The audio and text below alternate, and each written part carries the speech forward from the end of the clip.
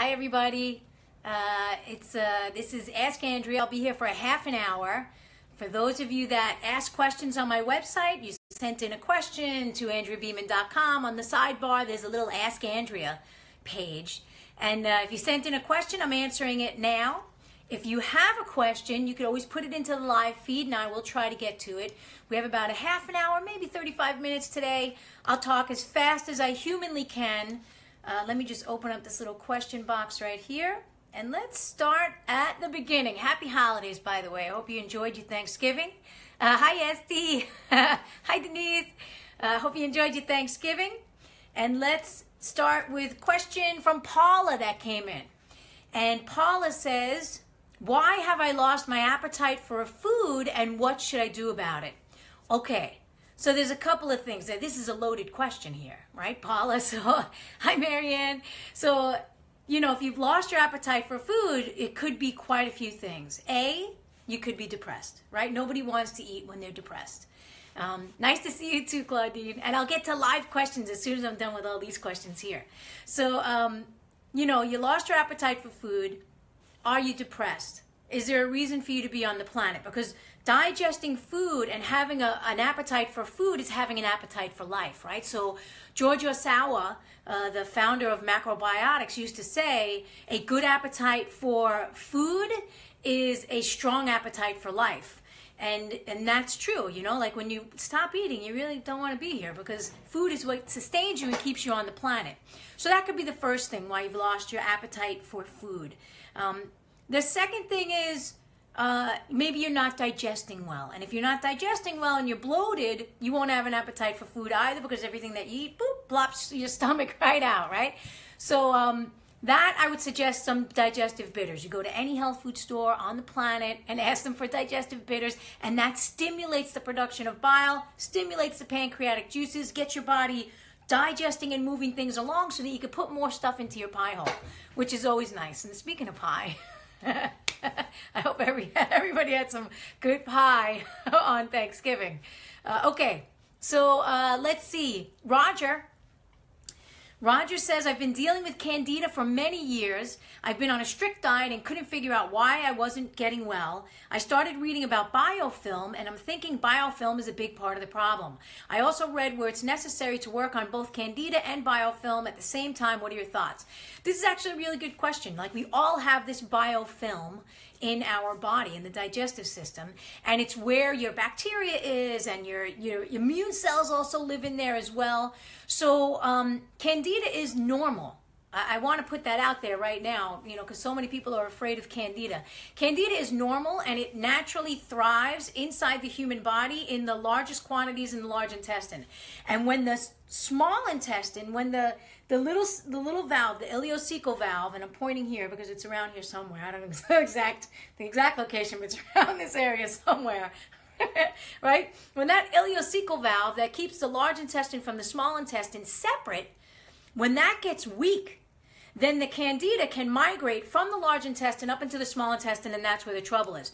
So you can certainly work on the candida and the biofilm, but you've got to strengthen those valves. So strengthening those valves is taking a daily walk, right? Because walking actually stimulates the peristalsis, which is the muscular action inside the intestines to, you know, like this is what's happening in your intestines, right? A daily walk every single day, as well as eating local and seasonal, because that helps to strengthen all of the valves inside the body. So let me know how it goes with just, you know, with working on the biofilm and the candida, but try to think of the candida as the helpful fungus that actually lives in the large intestine, and you want it to go back. Hi, Lee. Hi, Yvette. And you want it to go back into the large intestine where it can do your body the most good. Okay. So Jean says, I was just diagnosed with Graves' disease. Doctor told me to go on Tapazole for 18 months and a beta blocker for my heart. 50-50 chance of cure. Hilary, I'm going to get to live questions in just a sec. I have to finish all these questions here. And maybe I'll bounce back and forth. I'll see how much energy I have. Okay, 50-50 chance of cure. Unfortunately, I'm allergic to this medication. Actually, Jean, that's not a bad thing that you're allergic to that medication because Tapazole is very hard on the liver. She says, they've given me 2 options, radioactive iodine or a thyroidectomy. Okay, they didn't give you the third option, which I'm going to tell you, diet, lifestyle, reducing the stress will help to bring down that Graves, supporting the digestive system. They neglected the third option. They gave you 2. I'm going to give you 1 as well. Jean, pick up my book immediately, Happy Healthy Thyroid. Keep your thyroid as long as you can. You know, with Graves and hyperthyroid, you have to calm the nervous system, calm the digestive system, calm your internal systems. Lemon balm, bugleweed, motherwort, drink them every day. Motherwort is hard to drink because it's very bitter, but it's good for you. And it's good for really relaxing this system, right? Relaxing, it inhibits the transformation of the T4 to the T3, so to help to relax, keep that system a little calmer. She says, I feel terrible. I'm doubting Western medicine. That's not so bad. That's not a bad thing. But she's wondering, because her thyroid levels are dangerously high, is it possible for me to heal myself naturally? I know it took you 2 years. I don't know if my heart could handle that. Let me know what you think. Much appreciated. She's in Thunder Bay, Canada. So Jean, start taking lemon balm every single day, 3 times a day, in tea. Take motherwort tincture, take bugleweed. All of this is going to calm your system down, and your heart palpitations are going to stop. This is going to relax, but you also have to deal with the stress, right? There could be a lot of stress in your life, and you want to bring that down. Also, Graves is digestive. You know, it's not that it's digestive. It's that it's an autoimmune condition, and most autoimmune conditions begin in the gut, so you got to clean up your gut. Kranie says, I've been following you since my IIN days. That's quite a following.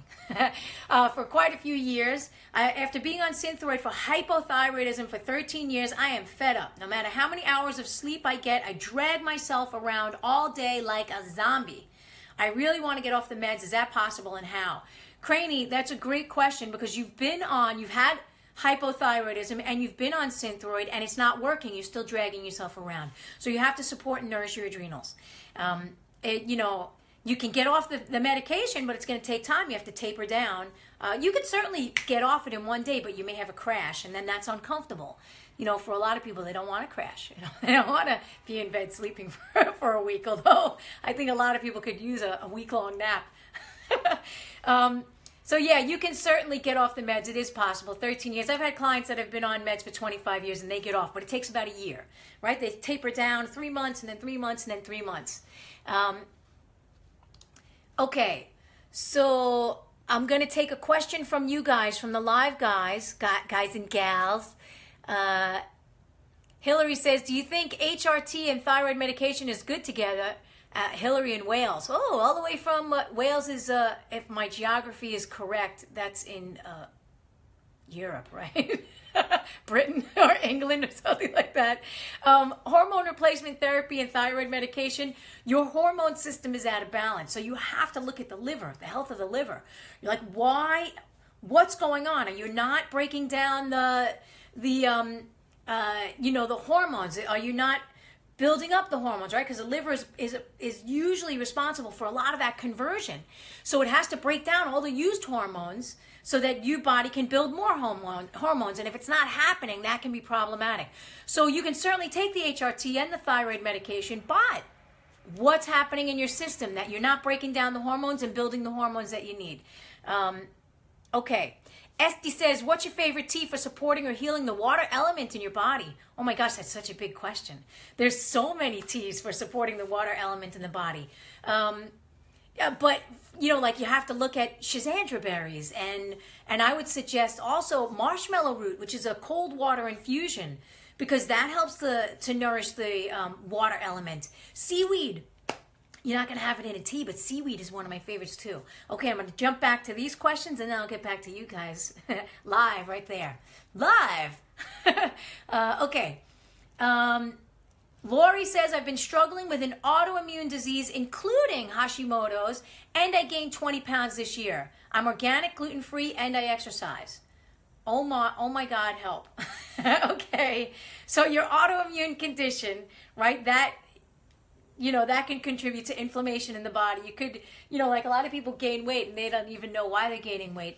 But if you're organic and gluten-free and exercising, something is amiss. You may be eating too many cold foods, right? Because cold food can actually make you gain weight if you don't have a strong digestive fire. If you're eating lots of salads, which I love salads, I love juices and stuff like that.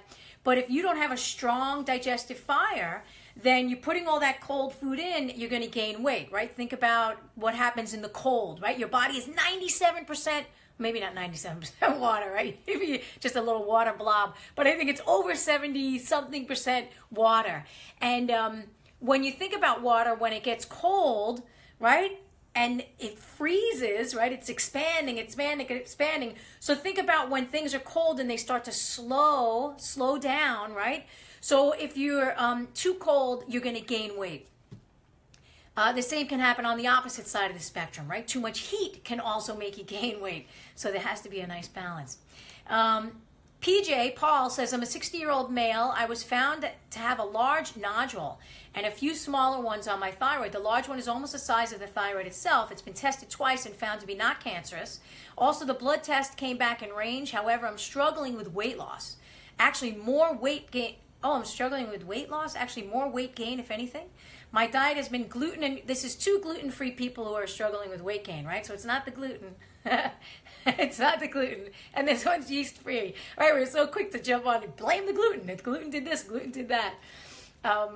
He says, not to say I don't cheat sometimes on the weekend, but for the most part, I do watch my foods well, and I do exercise 4 to 5 times per week. So my question is, can the nodules on my thyroid still affect my inability to lose weight? Well, the nodules are not necessarily going to affect your ability to lose weight, but they do stop energy, right?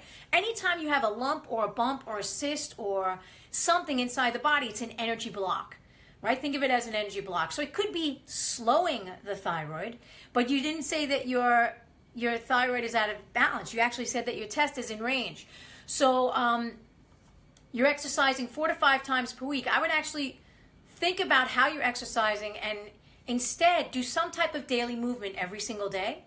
Like a walk, 35, 40-minute walk on a daily basis instead of like 3 to 4 or 5 times per week, right?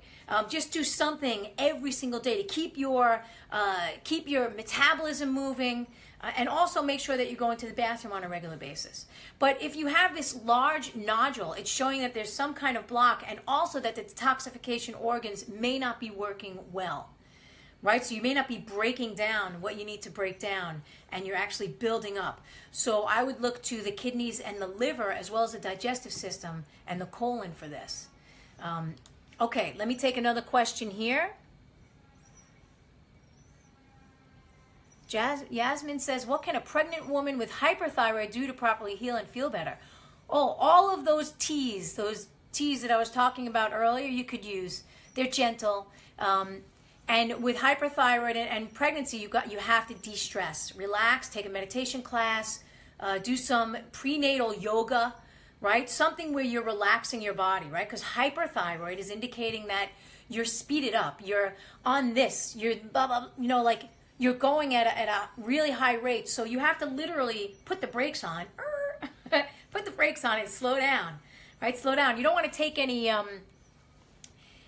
like normally for someone with hyperthyroid, I recommend, a lot stronger stuff, but, teas are good.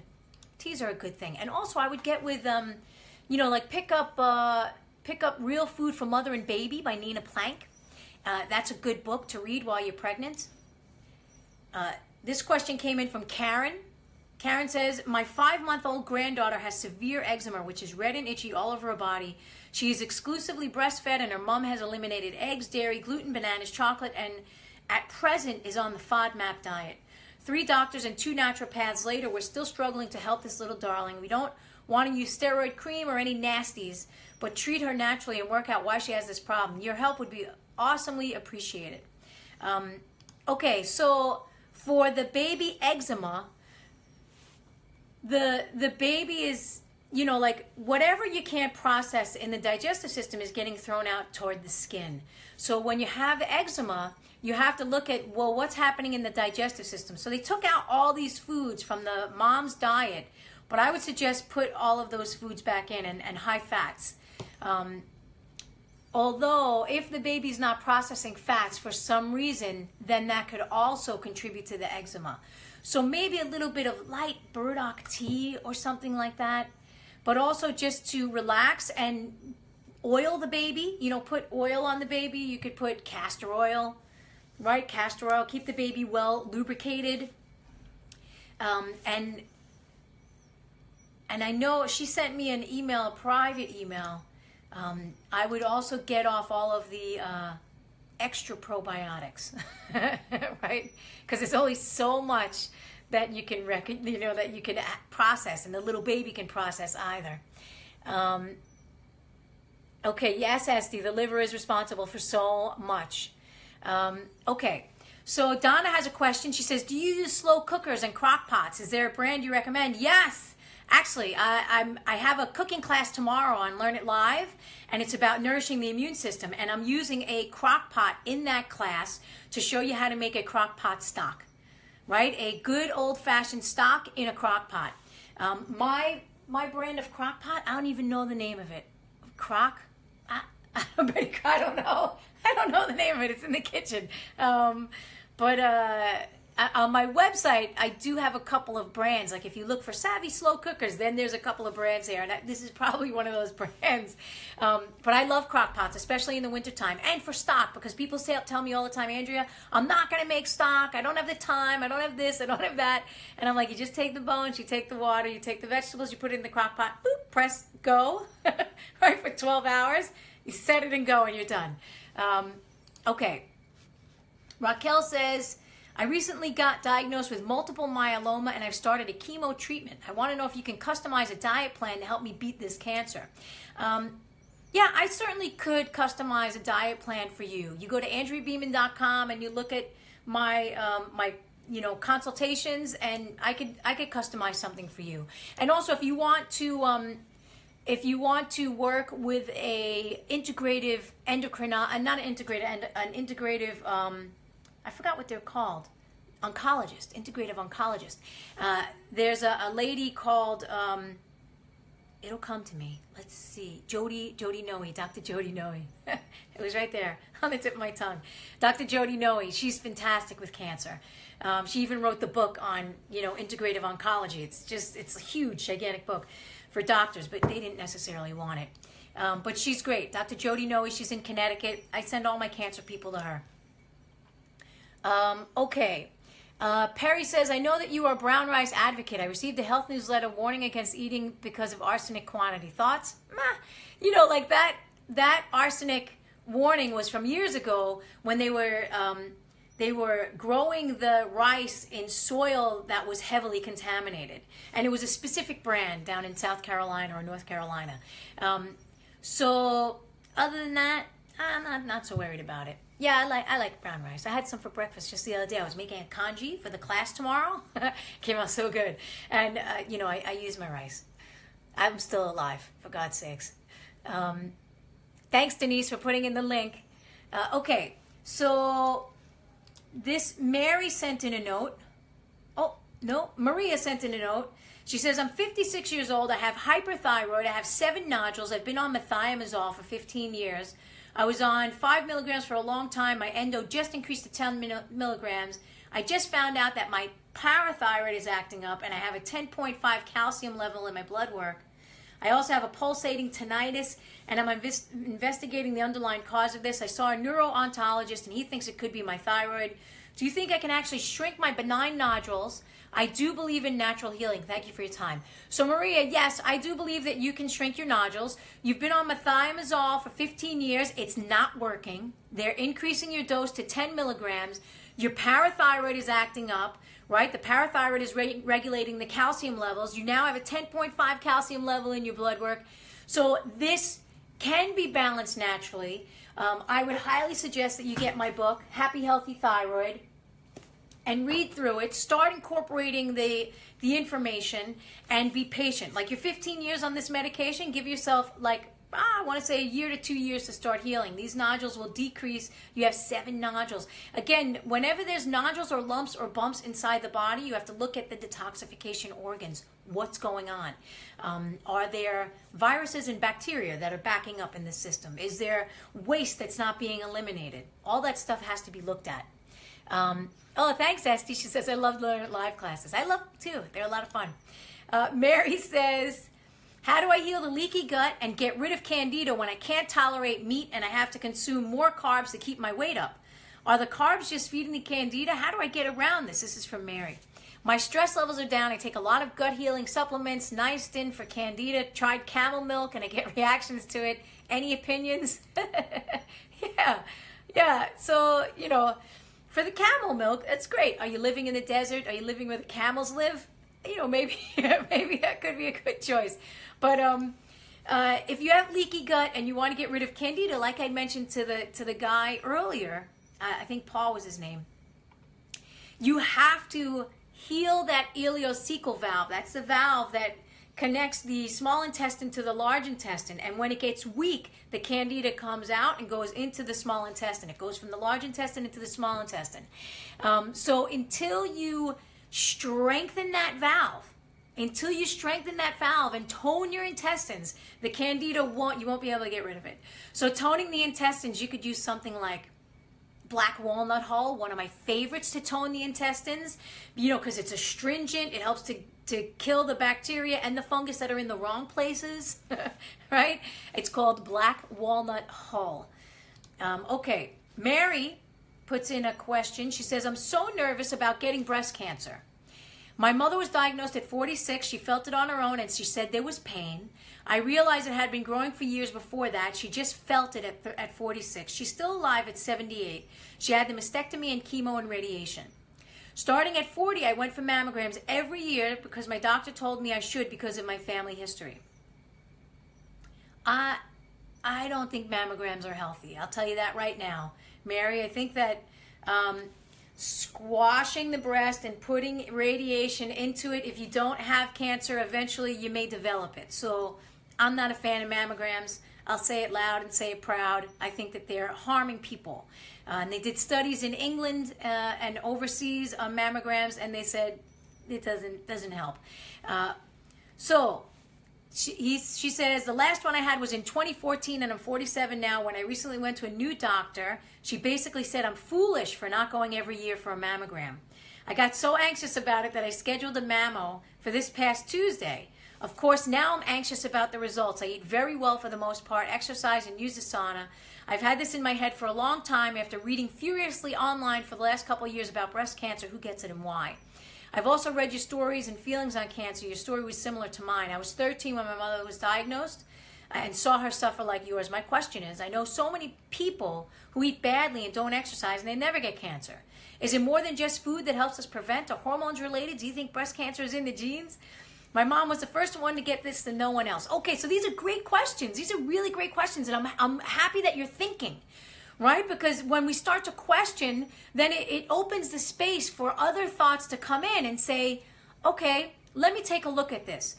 No, like people that don't eat well and aren't taking care of themselves and not getting cancer, that's, if you eat well, it's not a guarantee that you're not going to get cancer. There's no guarantee that you're not going to get it. We all have cancer in our body right now. Every single person that's here, I have it. Every single person on the planet, unless you live in a bubble, has a cancer cell somewhere in their body. The trouble with cancer is when your body doesn't detoxify and break down those cells or keep them in check, right? Sometimes it'll keep them in check in an area in the form of a tumor, right? That's another way to keep them in check. So you have to look at the detoxification organs. You have to look at the diet and the lifestyle, as well as you have been worrying about breast cancer for years. Please read The Biology of Belief by Bruce Lipton. Please read it, because your thoughts are very powerful. And if you think every day that you're going to get cancer, that can pretty much guarantee that you're going to get cancer, right? What we fear, the things that we fear, we bring right to us, right? You're vibrating this energy of fear. I'm going to get cancer, going to get cancer, going to get cancer. Be very careful with your thoughts. They're powerful. Your thoughts are very, very powerful. You create your entire world with your thoughts. You create everything around you. Your world, your life, your friends, everything you create with your thoughts. So please pick up The Biology of Belief by Bruce Lipton. It's a great one. Okay. And stop thinking about that. Right? Just think, my breasts are fabulous and beautiful, and send them love every single day. Squeeze them in the shower. Do what you need to do. Right? Send them love every day. I love my breasts. They're fine. They're perfect. Okay. Irina says, what's the best way to make fresh ginger tea? You take your ginger, you grate it. You get about 2 tablespoons. You squeeze it into a glass. Pour hot water on top of that. Or, even easier, chop up little pieces of ginger, put it into like maybe 4 pieces of ginger, 3 to 4 pieces of ginger in hot water, let it steep for 10 minutes, done. Okay. Let's see. D says, Nicola says, I sent a message in October. Are you doing an Ask Andrea in November? Or when is the next one now? Please, awaiting my questions. I sent in October. If you sent in a question in October, go to my Ask Andrea page on my website. Go to www.askandrea.com and look for your answer there, because I answer all the questions. D says, I've just been diagnosed with osteoporosis and arthritis at 65 years old. I've been taking levothyroxine for hypothyroidism for over 10 years. I just read where I was at risk of osteoporosis by taking this drug. That's what they don't tell you. Can I still be healed of hypothyroidism naturally and how can I get rid of the osteoporosis too? I'm very dismayed. Yeah, you're young. You're 65 years old. So osteoporosis, let's get you back into a healthier state. So bone stocks. Put them in every single day into your diet until your bones, and it's going to take probably about 2 years to bring your bones back. You're not going to build new bone, right? I mean, you're not going to build a bigger bone structure. But what you'll do is, because bone is living tissue, right? So the Synthroid or the hypothyroidism medication, right? When your thyroid is slowing down, it's slowing down for a reason. Either there's not enough nutrients in the system, there's too much stress in the system. Why is it slowing down, right? So when you take the levothyroxine, it speeds up the thyroid, or it speeds up your system when your system is naturally slowing down. So what happens is your body draws on your internal reserves. And guess what your internal reserves are? That's the kidney element, and that is your bones, because your kidneys are responsible for the bones. So I would really highly suggest getting off the levothyroxine, taking bone stocks every single day. Definitely pick up my book, Happy Healthy Thyroid. And if you need to know how to make stocks, look, I have another book too, Health is Wealth. And also I have a class tomorrow where I'm talking about the immune system, but I'll show you how to make a really easy bone stock in that class. Yeah, if you can, try not to be too dismayed. You're 65, that you're still pretty young. 65 is still pretty young. Okay, Suzanne says, what do you think about cholesterol and the numbers and guidelines? By the way, for those of you that are hopping on late, these are the questions that came into my website, AndreaBeeman.com. On the sidebar is the Ask Andrea. I answer these questions 1 time per month. Put in your question. I'll get to it next month. And I also take some live questions too. So, but I don't know if we'll have time today to do any more of the live questions. I'll try to get to a couple. So hang tight. Okay, so Suzanne says, what do you think about cholesterol and the numbers and guidelines? Also, the blood pressure guidelines just got lowered. Mine has always been 128/70. The new guidelines say 130/80 is considered high if you're 65 or over. That seems pretty low. I would never want to go on statin drugs if mine goes up a little. I'm 66.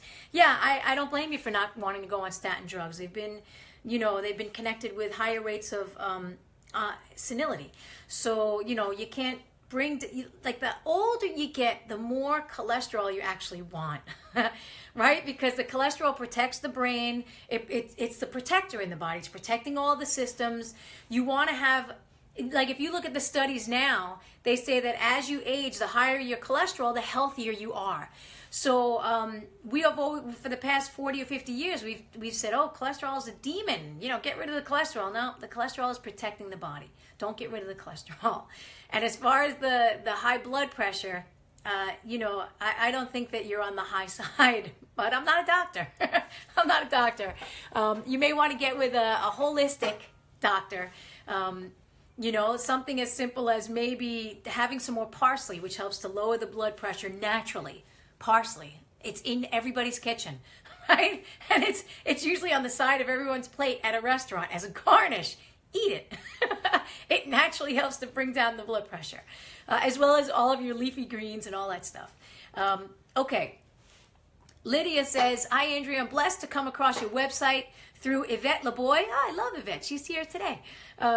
My question to you is, what should I do to bring down my goiter? I've lost 70 pounds to a hyperthyroid condition. Please help me. Okay, so go to my website, and there's in the search bar, put in radiate my thyroid. Well, I don't want you to radiate your thyroid, but take a look. My goiter was big. You could bring it down. It's going to take some time. So maybe I have the picture here. I think I do. In this book. Let's see. Yeah, if you could see that little picture. Right, that was my goiter. And that took 18 months to go down. So you have to be patient. It's going to take time. You know, start making sure you get enough iodine-rich foods. You know, too much iodine and too little iodine can both cause goiter. So just be patient. Be patient. It'll go down. You know, there's some things that you can do. You can wrap it with seaweed. My goiter never came back. You know, I had it when I was 28. Well, actually, it started when I was 24. The goiter started growing. And by the time I was 28, you could see that in that picture. And I'm going to be 50. So that was 28 years ago. It never came back. And they told me it was going to come back. Thanks, Denise, for putting in that article. That's awesome. Okay. A couple more questions here, and then I'll take one more here, and then I gotta hit the road. It's holiday time. Lydia says, my granddaughter has lupus. Oh, your granddaughter has lupus. You know, you want to connect with Yvette LeBoy. She's a holistic health coach, and I think you know her, right? You just said you know her. Connect with Yvette. She works with lupus. She does autoimmune healing. You say she's on 4 different medications. I'm highly concerned because she complains of stomach pain and discomfort. Can I try holistic remedies for her during her treatments with medicine? By the way, she's only 15 years old. Okay, she's only 15 years old, so she's a young kid, right? So you want to get that digestive system healed. That digestive system, you want to get her, you know, get some stocks into her system, get some good quality natural foods, have her relax, have some bitters, probably even chamomile tea, right? Because kids won't take bitters generally. Although some kids do, but not all of them. Chamomile tea 15 minutes before her meals will help to reduce the spasms in the colon and help her digest properly, right? Because it stimulates the production of bile. So that will help her digest. And get with Yvette. She works with lupus. Yvette LeBoy. Okay. Karen says, in your experience, is it possible to heal adrenals, low cortisol, low androgens, low progesterone with herbs, foods for someone who is already on thyroid hormones for hyperthyroid? If so, how long can it be expected to take? I'm quite worn out and tired all the time, even on thyroid meds. Okay. All right. So here, patience, right? So you're on thyroid meds for hypothyroidism. And your adrenals are worn out. So as I talk about in my book and all over my website, the adrenals, like people that are suffering with adrenal fatigue, eventually they'll show up with some form of thyroid disease, right? When they wear out the adrenals through high stress, got to have it now. I don't have time for this, right? I'm tired. Tell me when I'm going to heal. I can't tell you when you're going to heal. Everybody heals in their own pace at their own time. You know, like, and I even have an article on my website, it's called How Long Does It Take to Heal? Because I hear that from clients all the time. You got to be patient. You have to love your body. You have to give it the food, the nutrition, the emotional support, the rest, everything that it needs, and love your body. Get to know it on a deeper level. And you can heal. It's just going to take some time. So patience, and I use this quote all the time. I love it. It's Ralph Waldo Emerson. He says, adopt the pace of nature. Her secret is patience, right? So you are a part of nature. Even though we've separated ourselves from the beasts and from the plants and from the earth, right? We're in these concrete buildings, right? We're still a part of nature. We're part of the planet, and nature is a part of the planet, and we're here, so hello. We're a part of nature. Be patient. Okay. Another question. Hi from Australia. This is from Ildi.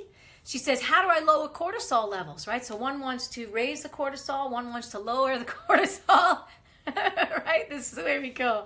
I think I have adrenal fatigue and I have had high stress for a prolonged time. Okay, so the first thing that you need to address is the stress. Take meditation class, do deep breathing, take yoga, find a class on how you can deal with stress better, right? Because the stress is affecting your entire endocrine system. And it's eventually going to affect your health and your heart and your mind and everything. So that's something to be conscious of. So if you've been dealing with stress for a prolonged time, that's why your cortisol levels are right through the roof. Right? And eventually they'll crash. Your body won't be able to produce that amount of cortisol anymore, and they'll crash and you'll be on the low end. So to regulate the cortisol for both high and low, I do recommend licorice root, as well as taking a de-stress class and meditation and all that fun stuff. Okay. Ilana says, in your last session, you briefly talked about yeast infections. I've tried Monistat, which seems to help, but the symptoms recur after a few weeks. Can you tell me what may be the cause and how I can treat it naturally? Okay, so yeast infections, it could be related to candida, an overgrowth of candida in the body. We talked about the ileocecal valve. And it could also be that you have too damp a condition inside your body. So you have to think about yeast and think about fungus and think about where it grows, right? Where does it grow? Well, if you look around your house and you look at the moist environments, that's where you're going to have fungus. That's where you're going to have bacteria. That's where you're going to have things pooling and growing. Bathrooms are a great, great indicator, right? Your bathroom, you go in there, you got to scrub out the tiles, right? Because you got all this stuff growing in there. So if you are getting recurrent yeast infections, then your body is too damp. So you want to dry that out. So cardiovascular, running, right? Running, and I'm not really running. I'm sitting down here in this chair, but you know what I mean? Running will help to dry out a damp condition. I talked about black walnut hull. That helps to tone and dry that damp condition. That would be great because the Monistat 7 will only work in the short term, which you've discovered, and now you have these recurring yeast infections. So your system is too damp. Go to an acupuncturist. They'll work on you with damp. They'll give you drying herbs, as well as work on your spleen, stomach, pancreas. You may be having too much grain or too much meat, right? Because both of these can create a damp condition in the body. Too much grain, too much meat. Kyla says, is there anything I could do to help with chronic fatigue and headaches? Yes. Chronic fatigue. Why are you chronically fatigued? What's going on? Too much stress? Not enough nutrition? Taking on too much? And the headaches, right? The headaches, it could be a couple of things. Headaches can come from liver heat rising, right? When liver heat rises, it'll cause a headache in the head. A lot of times, liver heat rising is directly connected with migraine headaches. So you want to, you know, there's a lot you can do for chronic fatigue and headaches. Okay, I'm going to take one more question here, maybe two, and then thanks for hanging on, everybody, and listening to everybody's stuff. Okay, and thanks, Denise, for putting in all those links. Look at this. You don't even have to go. She's got it. She's got it right there for you. She's good. Okay. Let me come back. Wow, all these questions came in. Lord have mercy. Alejandra said, baby with eczema, check vaccines. Yeah, that is true. Corson Vanda here. Increased up to 85 billion probiotics by Garden of Life over the last year. My allergic reactions have dramatically increased. How long should somebody stay on high doses like this? Any thoughts? Yes. I have an alpha-gal allergy, which is an allergy to mammal meats and byproducts. Yeah, you know, like high dosing on anything, any supplement, any herb, any probiotic, you have to give your body a break. Your body, right? You put in the high dose and then you taper off. And then if you want, put in high dose again and then taper off. But you have to give your body a break. Otherwise, you're going to have accumulation in the system. So with high doses of probiotics, right now they're feeding that biofilm and that gut, and they're really helping you digest. But you also need a diverse stream of probiotic, right? And a diverse stream of bacteria. You know, studies have shown that people with a more diverse microbiome have stronger health, right? So how do you get a diverse microbiome? Seasonal eating. Every single season, the soil and the bacteria, the bacteria in the soil changes every single season. The same bacteria that's in the soil in spring is not the same bacteria that's in the soil in the fall, and they've done studies on this. So you want to get a diverse bacteria into your system. You know, like people are having all those soil probiotics. Just eat the vegetables that come out of the ground. Don't wash them with bleach. Don't wash them with vinegar. Just give them a little rinse. Eat the vegetable that comes out of the ground. Also, with high probiotics, if you find that you're overthinking, can't fall asleep, the mind is going 100 miles an hour, then it's a sign you got to cut out the probiotics. So our gut-mind, right? So we know in Western medicine there's a gut-mind connection. We know it. We've seen it with,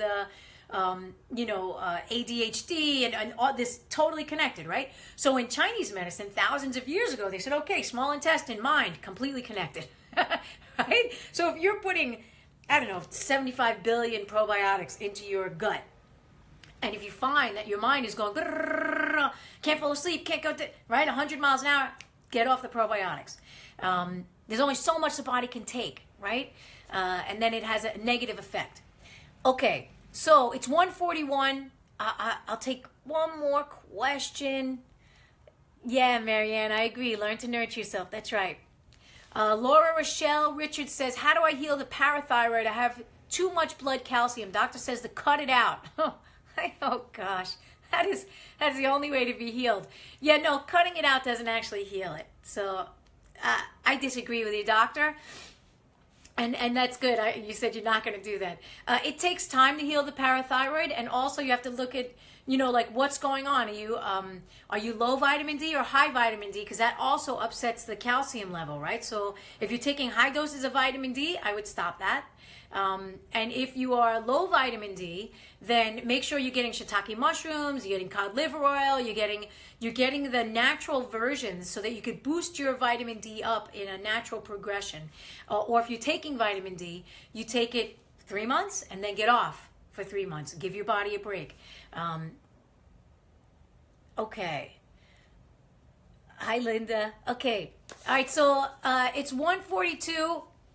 For those of you that have more questions, send them into Ask Andrea. So you go to AndreaBeeman.com, and on the sidebar is the Ask Andrea. You put in your questions. I'll answer them next month. And, I hope that you guys all have a wonderful, happy, healthy holiday season. Look at all those little hearts coming up. I love you guys, too. Thanks for showing up for the past 40 minutes or so and listening. And I hope you got some good information. And remember that your thoughts are powerful, right? We discussed that. Your thoughts are powerful.